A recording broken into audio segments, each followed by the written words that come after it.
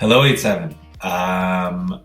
Thank you for everything. Thank you for the opinions on consumer behavior.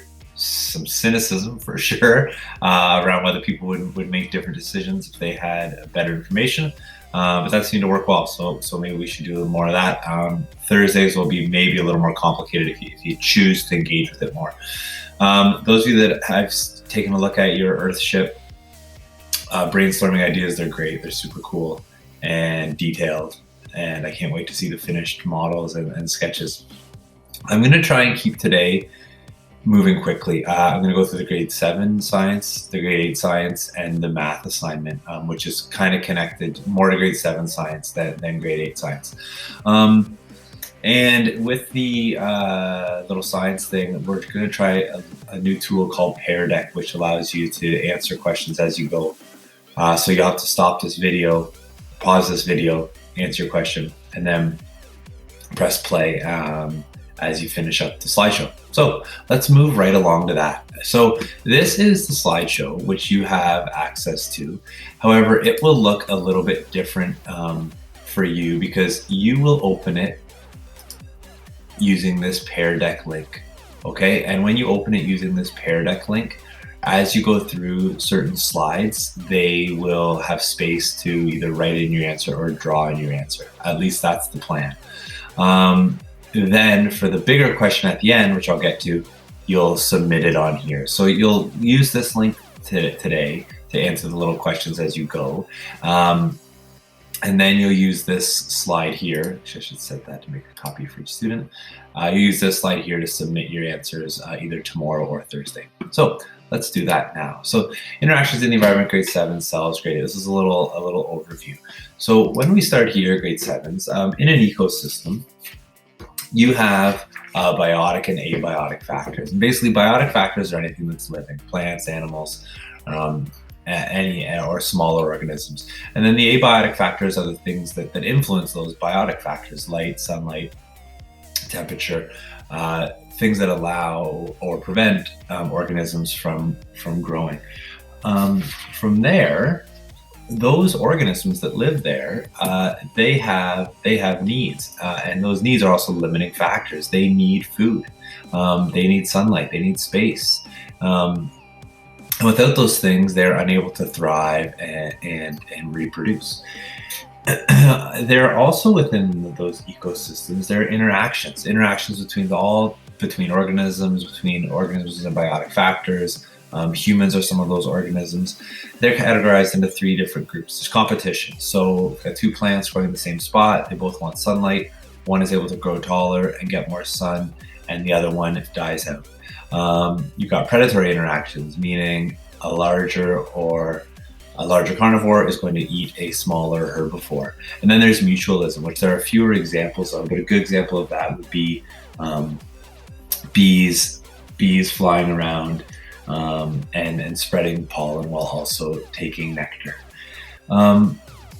From there, we want to think about humans. Now, humans have a bad track record. And what I'd like you to do on this slide is what I ask you to. So you're going to pause the video and you're going to draw where humans would be. So we've got the producers, the primary consumers, secondary consumers, the decomposers. Where would humans be?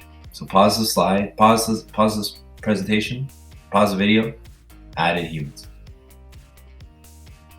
Okay. Now that you've added humans in there, we're gonna take a look at what these different things mean. So the producers are things that make their own food. They're plants. Plants hit the green leaves, perform photosynthesis, and they make their own food. They then get eaten by the primary consumer and all the way up the food chain. And then you've got the decomposers. And what the decomposers do, they've got an important job. They take old organic matter, they break it down, they return the nutrients to the soil so that the producer can use it again. And this, you could also consider the trophic levels, which we're going to talk about more in math. So take a look at this diagram, and that's going to come back up in math. Moving on to the grade 8 stuff. Grade 8 stuff, we're talking about cells. So first is cell theory. And the first part of cell theory is that all living things are composed of one or more cells. That means that some living things, like humans, have billions and billions of cells, but there are also single cell organisms, and those are all living things are comprised of cells. Cells also from pre-existing cells, meaning cells do not just come out of nowhere, they come from other cells. And then the last part is that cells are the basic unit of life. Anything that's living is made up of cells, whether that's plant, animal, one-celled organism, billion-cell organism. From there, we want to talk about what makes up cells. Well, cells, there are two different types. There's plant and animal cells, and they look like this. And inside of those cells are all these little pieces, and they're called organelles. And the organelles are the things that do the work inside the cells. So here we've got an animal cell. Here we've got a plant cell. The organelles that are shared are in blue, and the plant cell only are in green. So let's talk about the cell membrane. So cell membrane is on the outside of each cell, and it controls what goes inside and outside of the cell. If you can think of it as the kind of the border or the gatekeeper of what moves in and out of the cell. Below that, I'm going to skip the mitochondria for now. We've got the nucleus. And the nucleus controls the functions. It's the brain. It makes everything happen inside the cell, and it contains the DNA, the genetic material for when that cell reproduces. And then here we've got the cytoplasm, and the cytoplasm is where everything just kind of hangs out. It's the majority of a plant cell. It's this watery fluid that comprises most of the space inside the cell. Down here, we've got three things that plant cells don't have, only animal cells have: the cell wall, the vacuole, and the chloroplast. And now I'd like you to pause the video and write in your answer, why do plant cells have a cell wall? Okay, and we're back. The reason that plant cells have a cell wall is because, unlike animals that have a skeleton to keep their bodies supported, plant cells need to have the rigid cell wall which supports the plant. So you can see here, these are animal cells. They're not connected. They don't need to support that animal. But here, there's those rigid cell walls that form what's essentially the skeleton of the plant.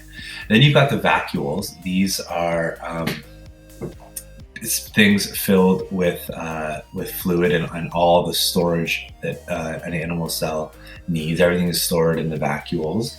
And then they've got the chloroplasts, and the chloroplasts are the green color material where photosynthesis happens, where the sunlight hits the cell and the cell turns that sunlight into sugar to feed the plant. Okay, let's move on to the big questions. And now the big question. So I would like you to compare what you've learned in this quick overview to your own environment. So grade 7s, I want you to go back up here, and I want you to think about the limiting factors: food, competition, space, mutualism. And I want you to compare your own environment to that. So I've written an example there. I won't go over it. Some other things in there. What's mutualism? Well, let's say you have one sibling, and that sibling, you get along great sometimes, not so great other times. But in fact, sometimes it's nice to have someone to play catch with, or sometimes it's nice to play a video game with, or sometimes it's nice to have someone to play Guess Who with, or whatever. That's mutualism, where you actually both benefit from the relationship. So grade 7s, I'd like you to go up and thinking about both the limiting factors and the interactions. Where can you draw some parallels between your living situation right now and those interactions within the environment? Grade 8s, I'd like you to compare your current living situation with a cell. Who's the nucleus? Who makes the decisions? What's the cell membrane like where you live right now? Who controls who comes in and out? What's storage like? Is it like a vacuole where it's spread all over and there's storage happening all over your house, or is it more compartmentalized? And when you answer that, you should submit this whole document. Okay, that is science. Over to math. This video is getting a little long. The story here is that in Japan in the 50s, cats started behaving weird, started falling over, walking wonky, and they didn't know what was going on. Then a few years later, the same thing started happening with humans, and turned out there was a manufacturing plant, a factory that was releasing chemical into the water, and in that chemical there was mercury. As the mercury worked its way up from the fish to cats to humans, the levels of mercury went up and up and up, and humans started exhibiting those behaviors. That's up through the trophic levels. Same thing happened in Canada in the 70s, and you'll see that outlined in the introduction to this assignment. As things go up through the trophic levels, they have to get stronger and stronger because the animals are bigger and bigger. So if you go to slide 2, this is the trophic level: producers, herbivores, omnivores, carnivore at the top. It's a similar diagram to the one you just saw in science.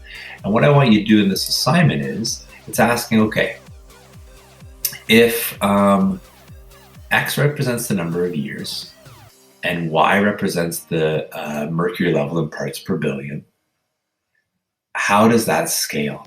And I would like you to make a line graph after filling this in. So for example, when X is 1, what is Y? And Y is the level of mercury. So when X is 1, when you substitute 1 in for that, you're going to have 3 times 1. Y is going to be 3, and it's going to go up and up and up. You'll notice though, as you go from the water levels to the zooplankton, which is the tiny little organisms in the water, to large fish, and then further up the food chain to humans, the curve is going to change. And what I'd like you to do is fill in all of this, and then you're going to graph it. That's your first step. Fill all that in, and then you're going to graph it. When you're done your graph, whether hand-drawn or on a computer, you're going to go here and answer these 5 questions. And if you really want to dig into this assignment, if you really want to dig into this article, you read this attached article and talk about why mercury management is so complicated, and really who is more at risk than others, because it's not even. Okay. I think that is it. This is the longest video yet. I hope you made it through it. I apologize. I'm sure I left something out, so please send me an email, post in the comments. Keep working on leadership, and good luck with these 2 assignments.